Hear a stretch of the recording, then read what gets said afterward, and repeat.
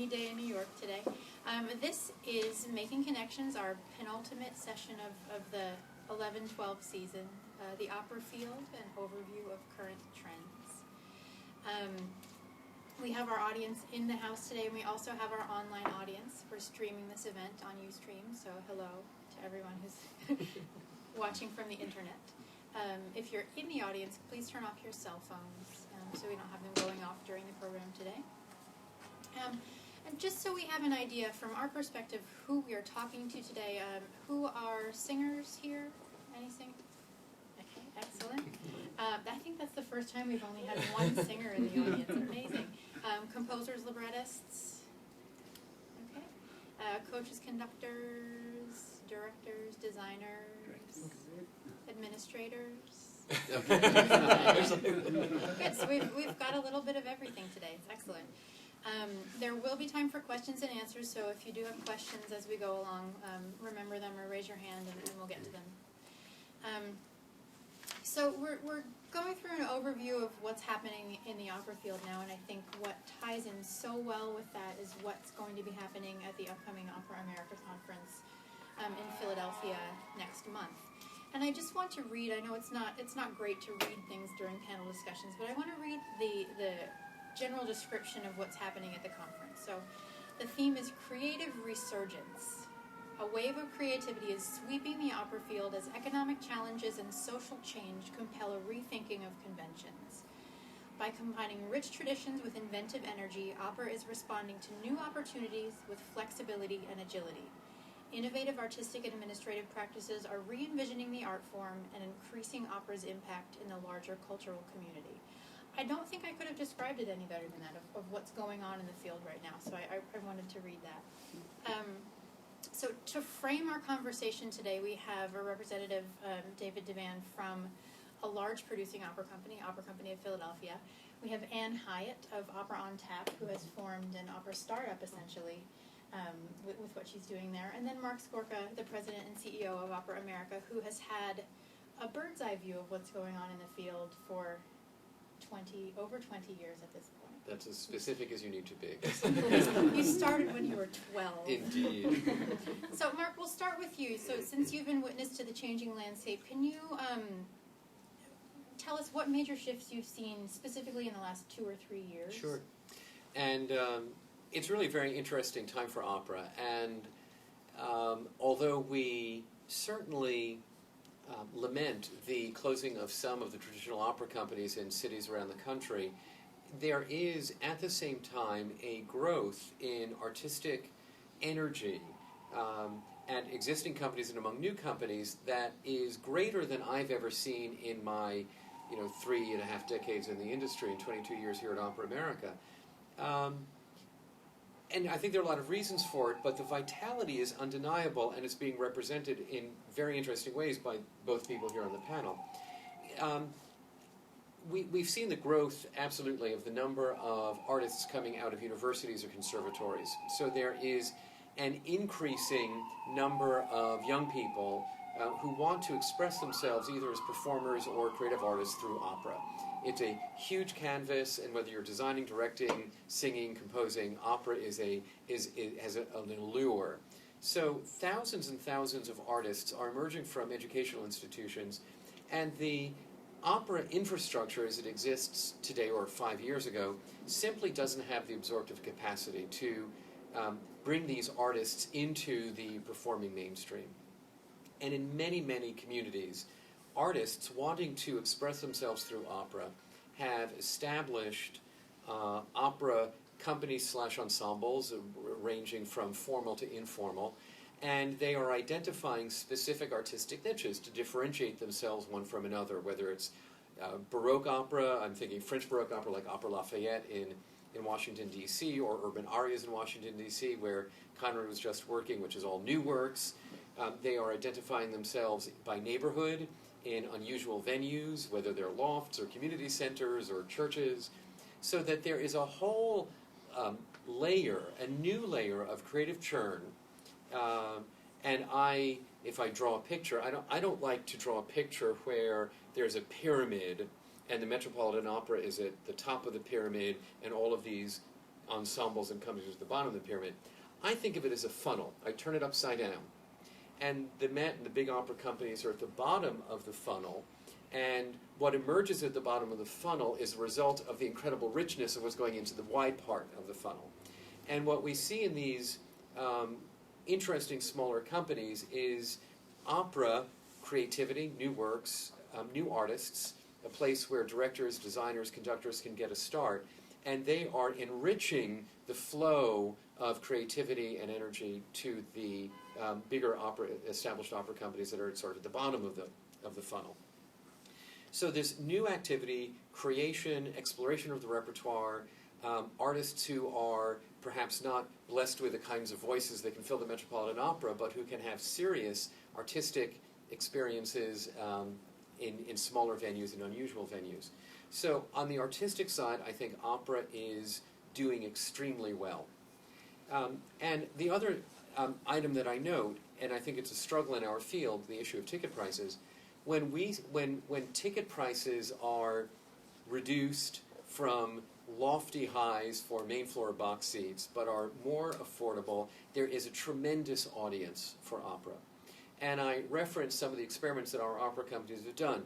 Last year we measured it some with Groupon and Living Social, where hundreds of tickets to Anna Bolena in Dallas, hundreds of tickets to Madama Butterfly in Norfolk and Richmond, that the mariachi opera in Houston played to sold-out venues, Hispanic, Latino cultural centers across Houston. There is a tremendous audience for opera for the right program at the right price. So the idea that the opera audience is shrinking, maybe the opera audience is shrinking for $150 or $200 seats to standard productions of standard repertoire in traditional opera houses. But the opera form itself is expanding tremendously with the new work of these ensembles, and the opera audience is there waiting to engage with the art form, again, right program at the right ticket price. I think what's so fabulous about the two companies represented here is that Opera on Tap is perfectly exemplary of a kind of entrepreneurial activity of artists who want to perform opera and want to do it in new and different ways. An opera company in Philadelphia, in developing a number of product lines, embodying some of this creative energy of the smaller companies within the framework of the larger opera company, and in so doing, expanding its civic profile, expanding its cultural footprint in the city by offering more than just the old standard fare. So it's a real revolution in opera, one that I think is extremely positive for the field, and is redefining what the art form is going to be in the United States in the 21st century. Not an imitative European art form of the 19th or 20th century, but perhaps a more energized, inventive, authentic American art form in this new way that we're seeing around the country. So a few words of overview there. Thanks, Mark. So Anne, I think you can definitely speak to the two overarching points that Mark just made by telling us about Opera on Tap and how it was created and who it's for. So we began in 2005, and we began in the back room of a dive bar in Brooklyn at Freddy's Bar and Back Room, where we still perform today. And we are now at a place where we have chapters across the country. We now have 11 active chapters, with 2 more about to launch in the next 2 months, which is very exciting. Here in New York, we've expanded our programming extensively, so we're not just doing shows in bars for people wearing jeans and singing rep kind of based on a theme, overarching theme. But we also do a lot of contemporary program through partnerships with other great companies in the city, like American Opera Projects and Beth Morrison Projects and Vision into Art.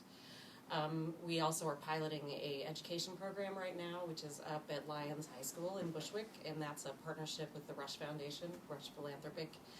So we've kind of, what we've become is, we started as an event that happened at a dive bar, and then it kind of was the seed of an idea of an outreach company. So at the core of our vision and mission has always been that we are outreach to try to find new audiences for opera, build new audiences, build opportunities for performers who need it. And from there, all of our other programming has kind of blossomed. So, yeah, there's 12 opera on taps now. Really? 12 of them. And still growing, yeah? Still growing, yes. We get a lot of interest all the time. So what to you are the advantages of having started your own scrappy company, and are there any roadblocks that you hadn't anticipated when you first had that first concert in that bar? Well, I would say, I started as a singer. I went to Indiana, and then I went to Manhattan School of Music with every intention of ending up, on the stage at the Met. And that didn't happen, which is fine. But I think that what Opera and Tap has taught me is that, performers really have to be entrepreneurial. And they have to think outside of the box in terms of creating performance opportunities for themselves, especially in this day and age with all of these changing models of what opera companies are looking for and needing. So I think, did that answer your question? Yeah, absolutely. So David, speaking of changing models, what has been happening in Philadelphia since you got there in 2006? Oh my goodness. In a nutshell. In a nutshell, a bit of a revolution. In 2006 we produced 4 operas in the oldest opera house in America, the Academy of Music, 154 years old, of essentially standard Italian, sometimes French, rarely German repertoire. Today, we have 2 product lines, Opera at the Academy. We do 3 productions there. We have an Aurora series for chamber opera, which is in a 550-seat theater, so 5 titles. This coming season, of those 5 titles, there are only 2 that the audience will really know anything about.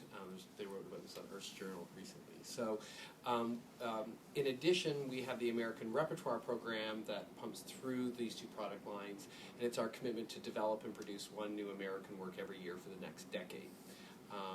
In addition to that, we have a very active viral program through our YouTube, Random Acts of Culture.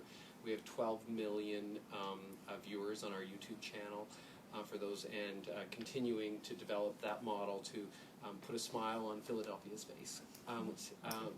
In addition, we are talking about an urban opera product line.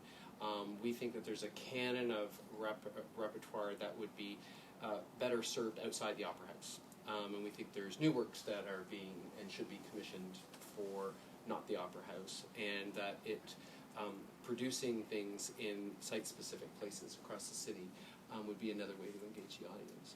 So we have 7 active product lines with different things. I'm hearing this phrase "product line," and how this is a very different perspective than we are producing 4 shows this season. So what's why? Why that is because we think that there's a lot of potential in developing a relationship with the consumer to the institution, and that means that you need to have a brand proposition every time they walk into one of your experiences. And can I just point out one thing that David said? He said institution. He didn't say edifice. Correct. And I think that's such an important thing, because I've always said that opera companies have an edifice complex. Right. And what you're saying is branding the institution and not the edifice. Correct. Yeah. Correct. And in fact, one of the great things about our current work is that we're so mobile. We don't, we have lots of different faces because we're not tied to one image or one building or one anything. And so the idea is that each product line has its consistent artistic aspiration that we always deliver on, so that we can then curate operas within those, but that we build traction. So one of my favorite stories was when we first started the Aurora series, The Perlman, which is a visceral, contemporary, edgy experience place. And one of our very generous patrons came up to our director of development and said, I think it was a Henza piece, I don't like this. I don't like this. And she just, well, then you shouldn't come. Because the series was elective. It had its own artistic impulse that was beyond any one piece that lived in it. The other thing that's happened when thinking about the brand product line and the branding is that you can actually start to build a cool factor. It's hard to build a cool factor when you have 2,700 seats. or 3,000 seats or 4,000 seats.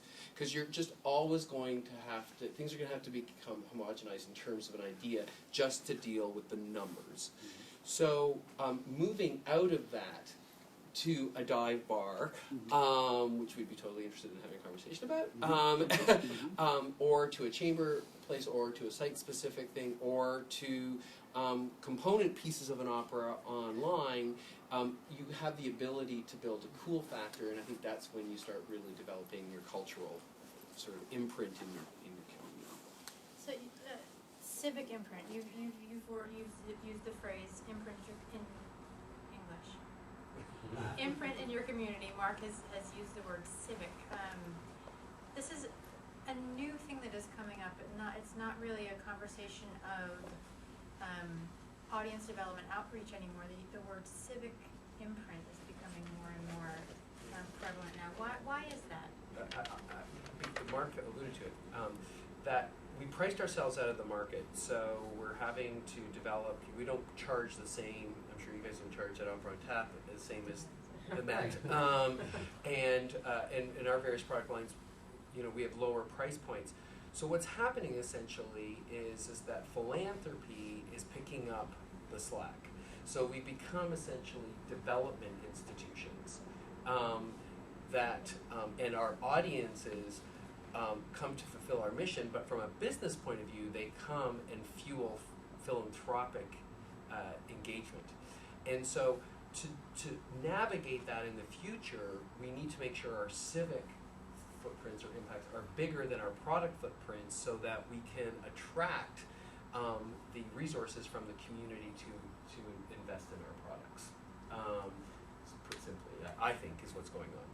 And I would agree. I think a lot of opera companies have been successful in attracting the 1% of the population in that particular community that identifies itself as wanting to go to the opera house to see traditional opera. And I think a lot of opera companies labored under the misapprehension that if they just marketed harder, they'd make it not 1% but 2%. Right. But the fact is that it's 1%. And that in order to get to that 2nd or 3rd% of the population, you need to be doing different things in different places. And that there are people who are ready to embrace opera outside of the opera house because they just don't think of themselves as opera house kind of people or performing arts center kind of people, but they may love opera. Right. So, yes, it is, I think, to create a broader base for justifying our existence as nonprofit organizations in a community. Are we serving the community? But from a business model point of view, too, that to get that next one ring of audience, that next 1% or 2%, you need to be doing something else. And even more, and another element to that is to keep a long-serving audience that's hitting fatigue in similar experiences. So, the Aurora series for us, the two basic target markets are opera aficionados that would rather, kill themselves and go see another La Boheme. But they've been going to opera for like 50 years. So these people are, in terms of age, they're people actively coming in their 80s and 90s to hear, this year Powder Face and last year Henza's Phaedra. And the other audience segment is what we call the contemporary art culture vultures, that they consume new art from the contemporary world, from music, but they're not a genre, they're not tied to genre experiences. It just has to be good and probably cool.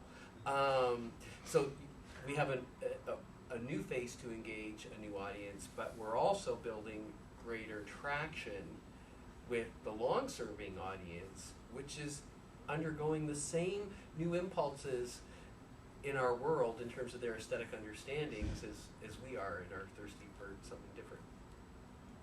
And can you talk a little bit more about the work that you do with New Works, with AOP and those types of projects? Yeah, so we run our two kind of larger, what I like to call our grandest productions from Opera on Tap's point of view is Operation Brooklyn, which is a co-presentation of Opera on Tap and American Opera projects. And it's in a club and not a bar. Right. Yeah, it's a slightly swankier bar that has theater lights, is like how I like to say it. But it's in Brooklyn, and the concept there is that we present about 3 snippets of new works by living composers. Usually there's some kind of overarching theme that ties the music we've chosen together. The most recent iteration we did was based on Alice in Wonderland themes. So we actually did have David Del Tredici come in, and he played parts of his piece, and then we paired it with a piece by Susan Botti and another piece by Manly Romero through another partnership with Manhattan School of Music. So that was really fun. And then there was also burlesque. I forgot about that. We threw in a burlesque intermezzo. So the idea there is to attract kind of who you're saying, those culture vultures, those people that are looking for a new experience, who aren't necessarily saying, like, I want to experience opera, but I want a new experience. So the way we program that particular festival is thinking in that mind frame. Then the 21C Leader Abend is a biennial festival that we do with Beth Morrison Projects and Vision into Art. And it's a very large-scale, multimedia kind of art song festival. And that started in 2009, got a lot of great feedback. We did it in 2011 at the Kitchen, and we're doing it at the Bam Harvey next year. And usually there are about 20 composers involved with that. We commission films for it. We try to bring singers in from all of our various companies to perform in it. Yeah, and I think that also kind of goes to the culture vulture, but it's also got that very niche avant-garde contemporary audience that goes to see everything that is contemporary and avant-garde. And Opera on Tap kind of brings to the table our audience, which tends to be people who didn't like going into opera houses but kind of dig the idea of opera in a bar. And maybe they will actually, go and see this too, just because it's still not an opera house. Yeah, I think that's the contemporary thing right now. And then we do also a salon series. And with our chapters, what we're hoping to do is replicate some of this programming and contemporary programming across the chapters that can do it. So how do the chapters work? Do you oversee all of them, or do you have delegates in the various cities to oversee the program? There's multi-tiers. So there's a national board of directors, and then we have local boards everywhere, of which one national board member is always a member, which is usually me. I'm kind of like one of the main go-between people there, and then they have to have at least 2 chapter administrators to start one. Did you ever think it was going to have that many tentacles? No, I mean, we were very lucky to have put together a board early on of people that are lawyers and business people. So they really helped us a lot with developing a franchise model, which is what we essentially are trying to build. So. Just a few sentences earlier, you touched upon technology, and I know that you want to talk a little bit about technologically what's going on in your fair city. Yes. Well, we've heard the Met mentioned, I don't know, about 6 times in everybody's paragraph, and they certainly own the HD market as it currently stands, but everybody's grappling with what to do with technology, and I don't think, we certainly don't have the answers yet, I don't think any of us do, but I think there's some ways we can think about it.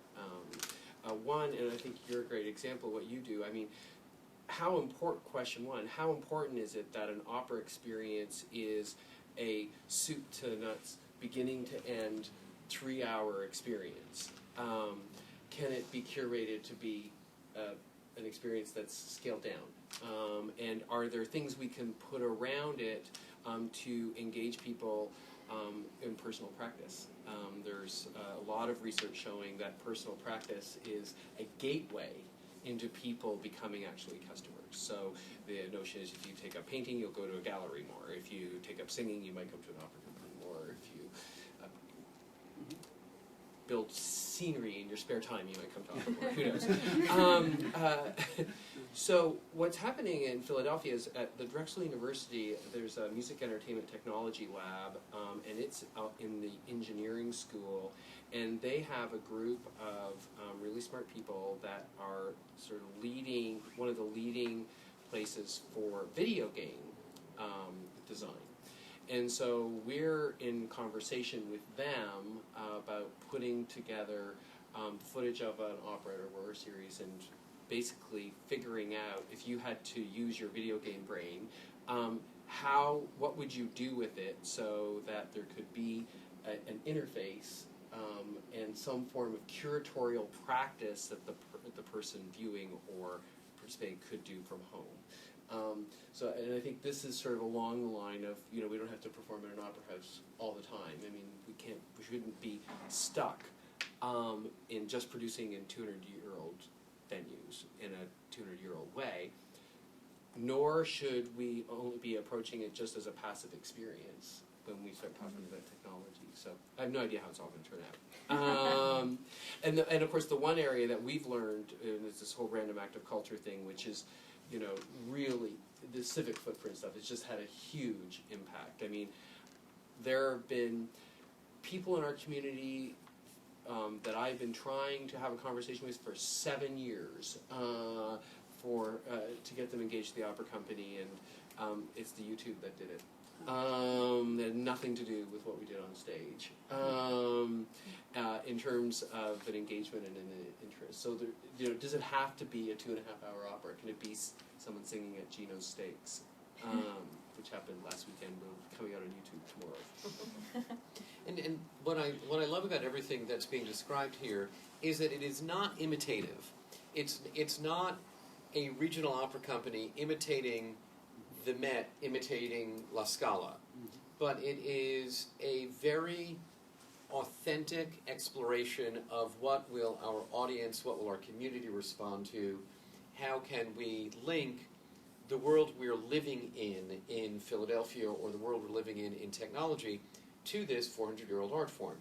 And when I said earlier on that we may be at the threshold of identifying and creating the first real American opera field, it's because so much of this other activity that you're doing honors our tradition in your 3 productions in the Opera House and expands from that in a way that is sincerely inventive, using the tools and contemporary sensibilities that are present in your city.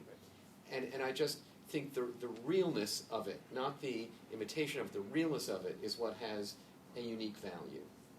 Yeah, I think that's how we've moved the dial in terms of the community knowing that we were there. And the product footprint actually has, in terms of sheer numbers, actually it shrank. This, from what it was before I got there. We intentionally brought it down so the houses are full all the time, and we're able to produce a better product. And the other thing is we're not so distracted at filling something that just is going to be impossible to fill. So, this is what got us going on our composer in residence program. So we're allowed to do so many developmental things around the creation and development of opera because we're not distracted by trying to do something the old way so much. The challenges are just making sure that you're doing things sensibly, that when every time you try something that it's sensible, and scaling up in terms of having the resources available to do it well. I have a question. Mm-hmm. So, in some cities, there are many opera providers that are, one is doing the traditional opera in the Opera House, and another one is doing French Baroque opera in that theater, and contemporary opera, urban arias. And they're doing it in Opera on Tap's doing its thing. And, each has a place in the tapestry, each doing what it does well. And there's a question, I think, about whether an opera company, Stan Davis's question, can you teach an elephant to dance? Can an opera company that has had a specialty in one area successfully develop and nurture different product lines? So you're trying to do it all in a way, whereas in another city there might be multiple opera providers doing what they're all good at. Yeah. Relative merits or challenges? Yeah, absolutely. And how we're doing it is through partnerships. I mean, one of the operas in the Aurora series is completely collaborative with the Curtis Institute of Music. So, and we also have collaborative work that we're doing with the Academy of Vocal Art. So, I think the way you get to developing those new product lines and new ideas is to bring those other people from those other producers in to a joint venture or joint produce. And to do that, you need to leave your ego at the door You need to be prepared that somebody else's aesthetic might have something more to offer than yours. And if you're open to that conversation as the producer or the tenant or whoever you are, then I think it's possible. If you're not prepared to go there, then I think it's impossible. Are there questions so far? We've been talking a lot, not taking any questions. None? Sure, David, it seems too good to be true what you're talking about. And I should know more about the history of your company, but what is the relationship between initial crisis and new invention? Oh, completely tied. Without harrowing crisis, none of this would have happened. That's the other side I wanted to hear. But I said it seemed too good to be true. It's not like we actually sat down, woke up one morning and go, I have an idea. We're going to like completely develop a new opera company. It was like, holy crap, we have to develop a whole new opera company. And I'm not being facetious about that. I mean, the recession in 2008 was an opportunity for us to look at a crisis situation and really think hard about what was important and what we were going to hang on to. To our credit, we quickly divested ourselves of things, and out of that sort of Creative Destruction Act, these new things developed. But was it like an intentional thing initially? No, it was the money stopped, and what were we going to do? And it was happening. I had been there for 2 years, so we were just starting on a turnaround plan, and it came midpoint. So, but I think there's instructive learning in that, because I don't know too many arts environments that aren't in some form of crisis now. So I think there's this sort of faux malaise or veneer over everything that it's all going to be okay. But the times are changing, and audiences are changing, and the economics of what we do are changing. So I think there's a lot of pending crisis. With all this new exciting stuff, and out of that, I think will come something quite different. But I guess the learning from our case study is, don't try to pretend there's no crisis. Own the crisis and do something brave about it. And a statement and a question I have for Anne. The statement is that I think before the recession, there was still enough money in the system, even as constrained as budgets felt. There was enough money in the system to pretend that if only we printed more brochures and got them in more people's hands, more people would come to the opera. If only they saw it, they'd love it. Right. And in 2008, that money even was wrung out of the system. So you had to think about, what do we hold on that is essential? It's like the body out in the cold. You lose the toes first as the core body is protected from the cold. So that the veneer, the self-deception about if only, the missionary zeal that we tend to approach opera with, if only people saw it, they'd love it. There was no more room for that. And you had to think, what do people want to see? That has merit for us in our vision of the art form. Not that you're pandering, but that you are prepared finally to say, we have to do something different because people may want to see something different.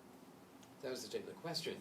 I'm curious, it's so funny to hear you talk about a national board and franchising when you started, in this bar in Brooklyn, where I did go.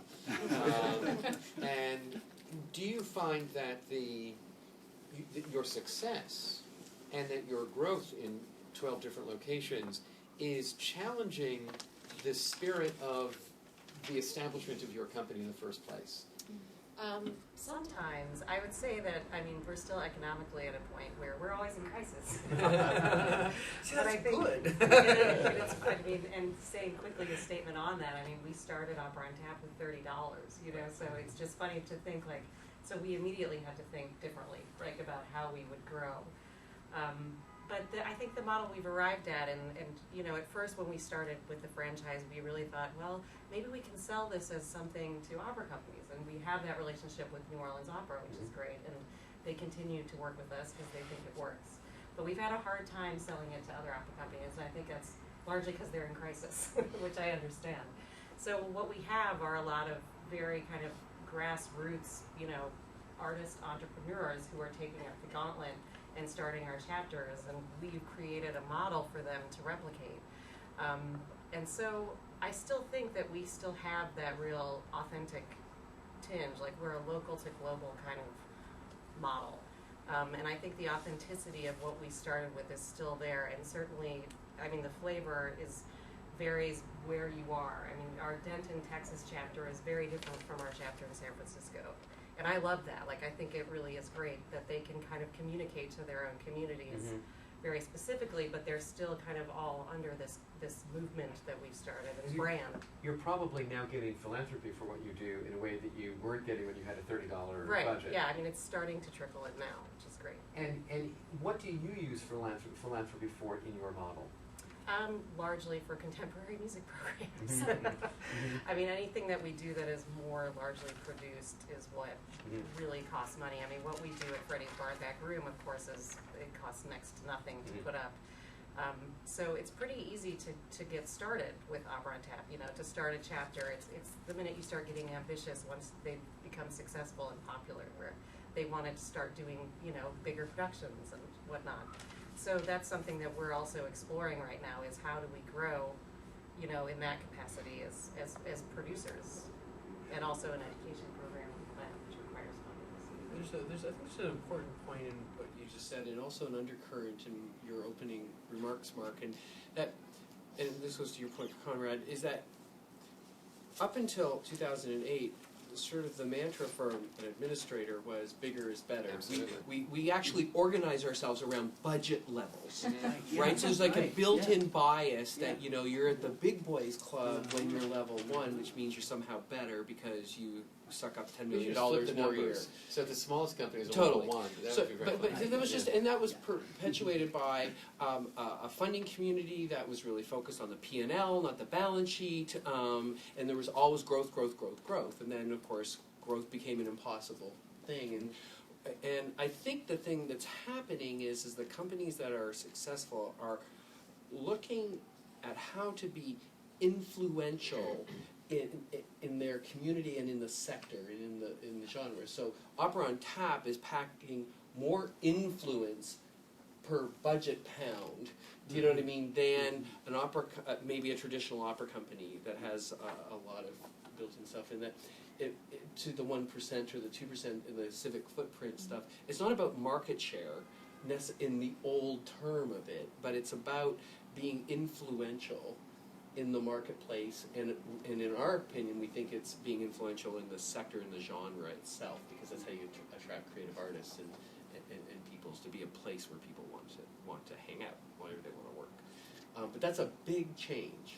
And that whole growth impulse, and even I hear Anne talking about wanting to do bigger productions, wanting to do more things. I don't want the headquarters of Opera on Tap to suddenly have a map of the United States with red balls in the middle of the cities, like this is where we are. And how do you not just become another opera company, and how do you retain, and maybe it is something you talk about in order to retain the authenticity of what you're doing. Maybe you just are totally intuitively online with what it is to stay who you are. But do you fight that fight some within the organization?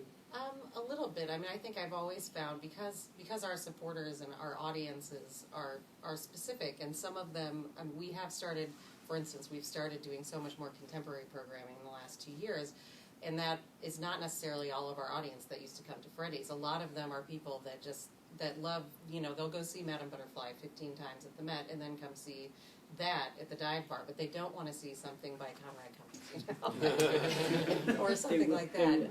So I've always felt that I have to have diversification in our programming. Like, I think the core and the flagship program is what we do at Freddie's Bar, and that's how everybody has to start in terms of the chapter expansion. And if we ever lose that, then I think that's where we lose the integrity of who we are and why we are. So all of this stuff that's going on, how do artists prepare for this environment that's happening now? Because 10, 15 years ago, a singer would go to the university, they would study these five 19th, 18th century arias, and that would be what they sang, and this is the size house they would sing it in, and it seems like it fits in a nice little box. This is No not boxes. a nice little box that's going on. So how do artists prepare to be successful in this field that they don't know what it's going to be like next week? I always like to think, like, I always look at actors. Like, I look at people in the theater world where they have, for a very long time, thought of theater not in just one way. Like, I think that, you're, as an actor, you are prepared for a lot of different scenarios at all different times. It could be television or film or stage work. Yeah. That's a very good analogy. And also, it could be on the street, it could be on Broadway. I mean, they're so much more open-minded about what it is to be an actor. I mean, maybe that's because largely there's so many of them, and the possibilities they'll become financially successful are very small, even smaller than opera singers. There are Probably. zillions of singers now too. Yes, it's becoming like that.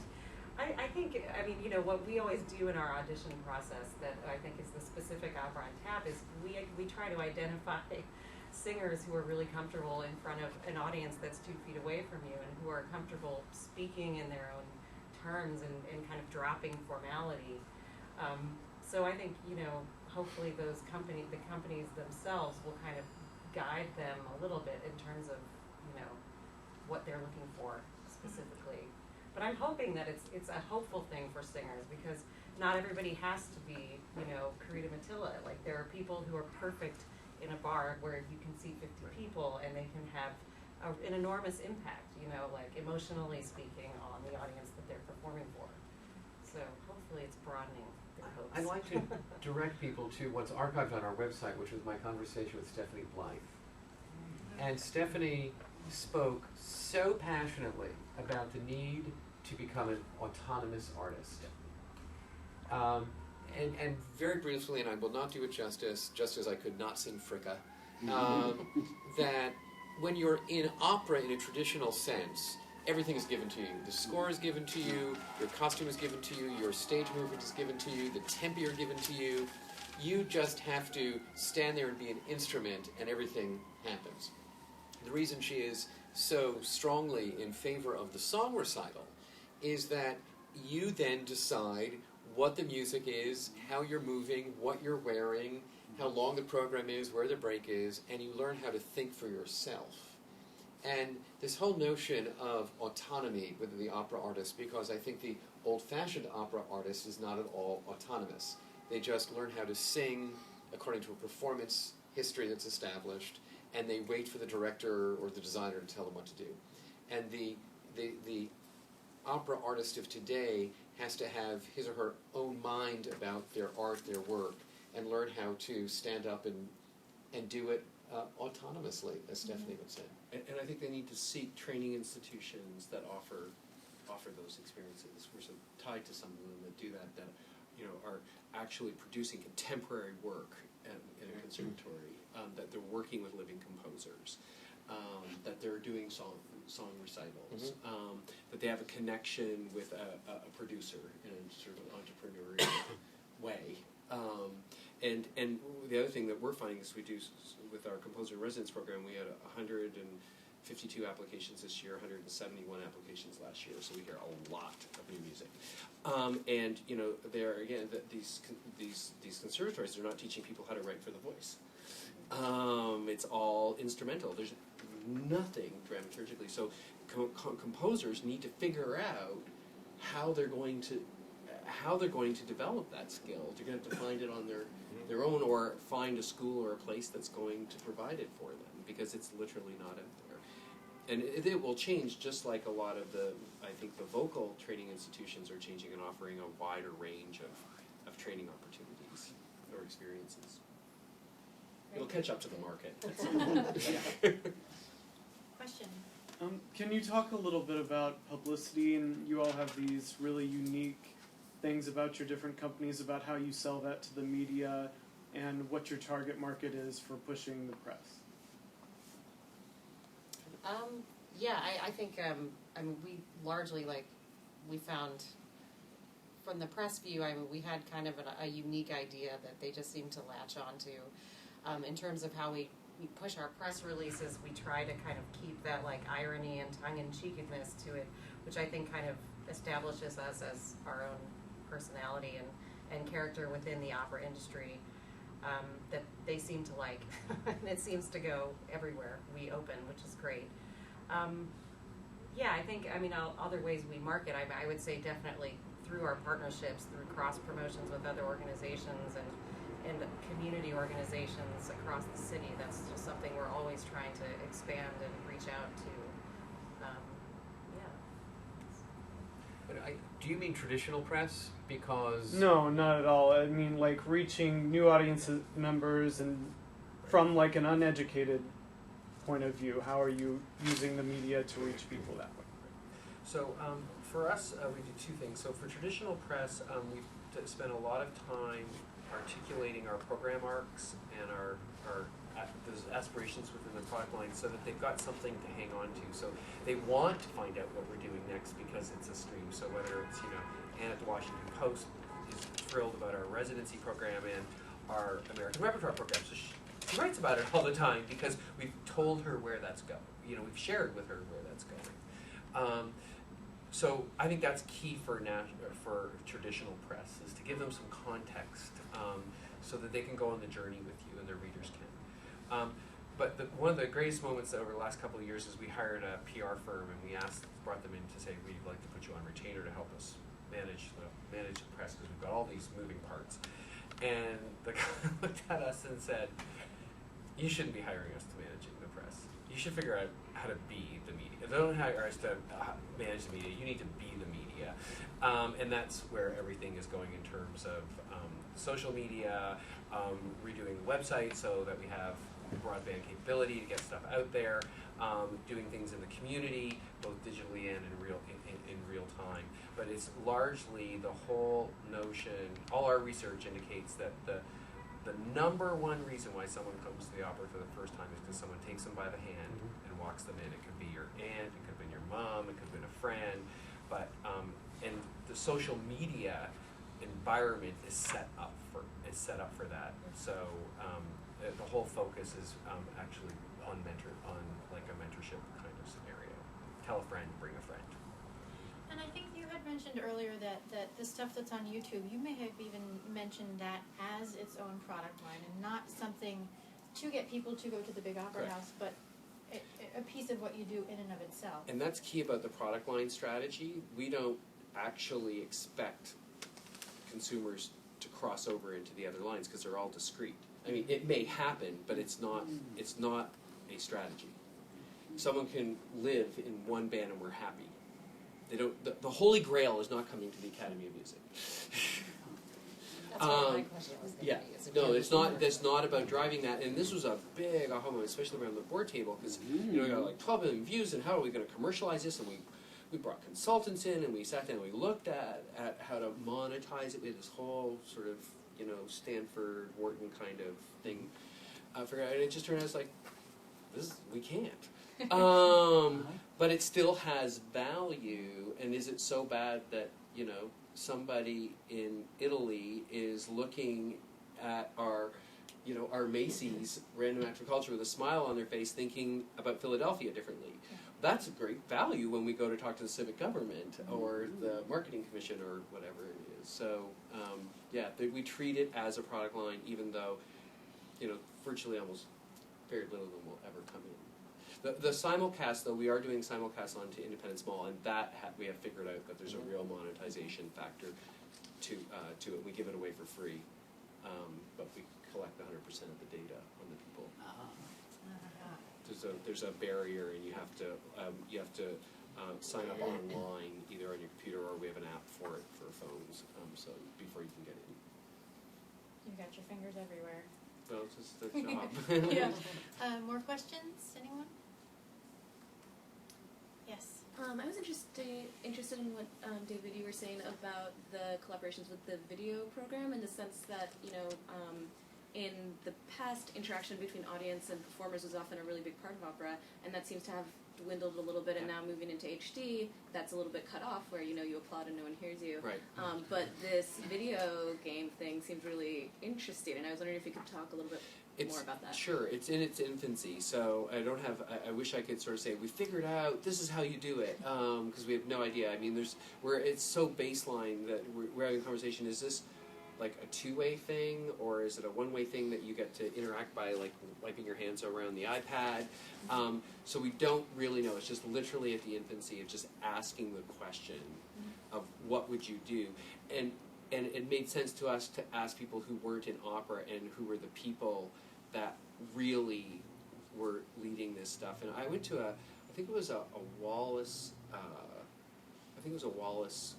They don't call them conventions, happenings or groupings or whatever they do when they bring people, creatives together.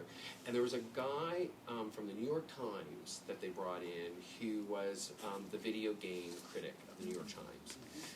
And he was amazing because he annotated in precise terms how video game producers have massive audiences for their work when they launch a new game, because it's insanely expensive. And they bring the users into the development process, and they have a whole architecture for that. And so that's what got us to thinking about, why don't we go to the video game people to ask this question? And they could come up with like a totally ridiculous answer, I don't know.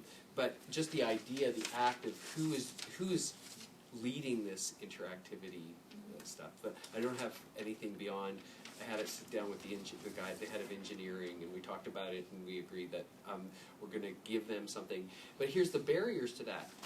Try dealing with IATSE, AGMA, and AFM to get a pass to do something in HD, multi-camera, to do completely for research and development.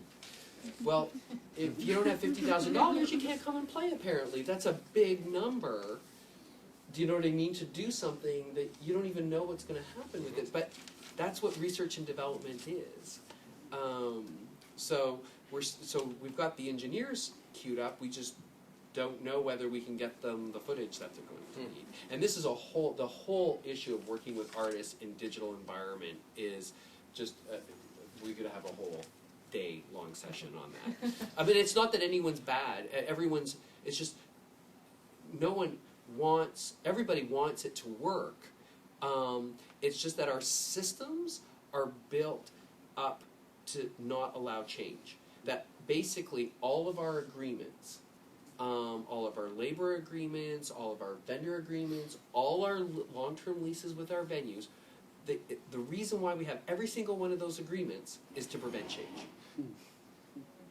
Because it's about locking in a certain status quo for a certain number of years. So you're dealing with an industry that basically has every economic transition it does with the supply chain is about no change. And so are you saying, I'm sorry, that the union system is hindering us?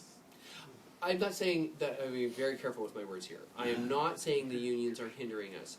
I'm saying our system of how we have configured our labor to producer markets are hindering us. And no one knows how to change it yet. But the current agreements do not allow for the amount of research and development and change that we need in the system. I'm not saying anyone's preventing it. I'm going to be really clear. It's not an anti-AFM or AGMA slag. It's just a very difficult thing because, of course, what everybody wants now is certainty in uncertain times. But to be innovative, we can't be certain. So we need to figure this out, and we're not going to solve this digital age question until we figure out clauses or activities that will allow change to happen, which means that it will be uncertain. Any other questions? Sorry, that was a real mushroom. But it's a great question. Final questions? Yes. I'm wondering about patrons.